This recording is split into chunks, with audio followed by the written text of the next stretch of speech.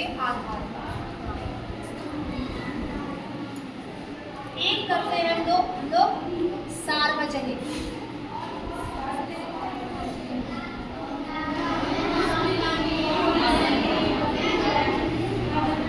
स्वामित्व का मतलब होता है ऐसी ऐसी संपत्ति, ऐसी चीजें जिन पर सिर्फ हमारा निजी अधिकार हो। कैसा हो बेटा? निजी का मतलब पब्लिक नहीं होगी, उसमें प्राइवेट होगी।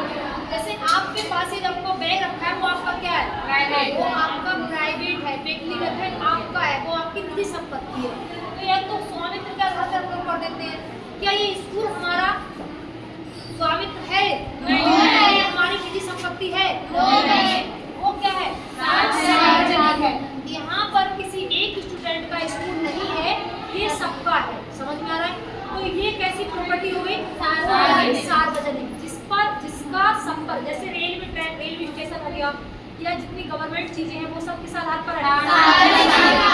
लेकिन आपका घर है, वो आपका कैसा है? आपकी जमीन है, वो कैसी है? तो ये इस आधार पर अर्थव्यवस्था को दो भागों में बांटते हैं। अब इस अर्थव्यवस्था को काम करने के लिए तीन क्षेत्र होते हैं। क्या होते हैं बेटा? तीन क्षेत्र। इसके तीन क्षेत्र होते हैं, अर्थव्यवस्था के तीन क्षेत्र।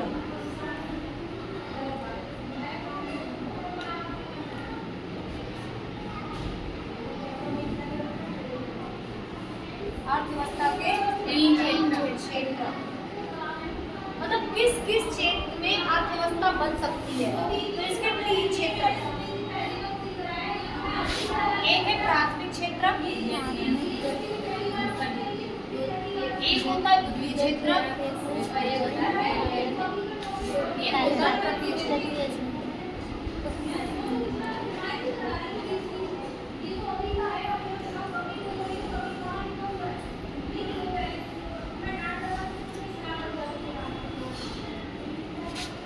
ऐसी चीजें या ऐसी गतिविधियां जो हमें प्रकृति दे और हम उनका डायरेक्ट क्या करें? यूज करें। समझ में आ रहा है? जो प्राकृतिक चीजें होती हैं, कैसी होती है बेटा?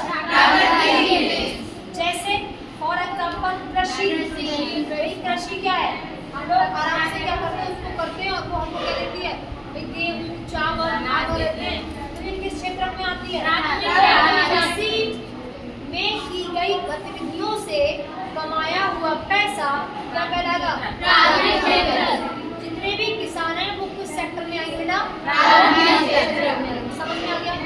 दूसरा है, इसी जो प्राथमिक क्षेत्र है उसी से हम लोग क्या करते हैं? चीजें प्रोड्यूस करते हैं, चीजें हम बनाते हैं, उसे हम क्या बोलते हैं? क्षेत्र बोलते हैं। जैसे व्यवसाय,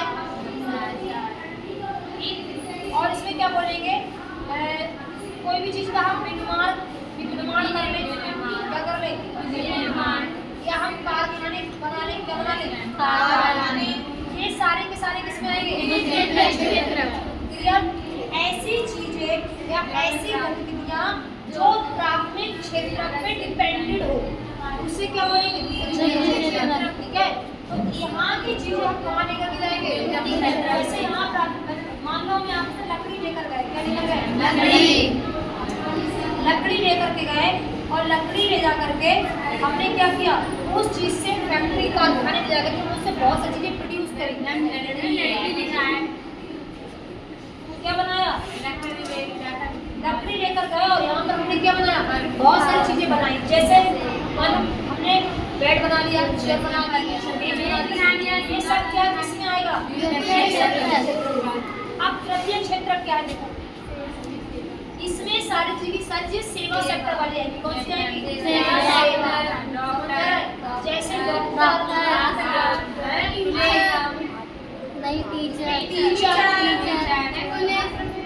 पुलिस। और एक बात और समझो, इसमें दोनों क्षेत्र में, इसमें दोनों क्षेत्र में जो क्या करे? हेल्प करे। क्या करे? वो किसमें आएगा? तृतीय क्षेत्र में आएगा। जैसे अगर मान लो आपको कोई कारखाना बनाना है तो उसमें आपको क्या चाहिए?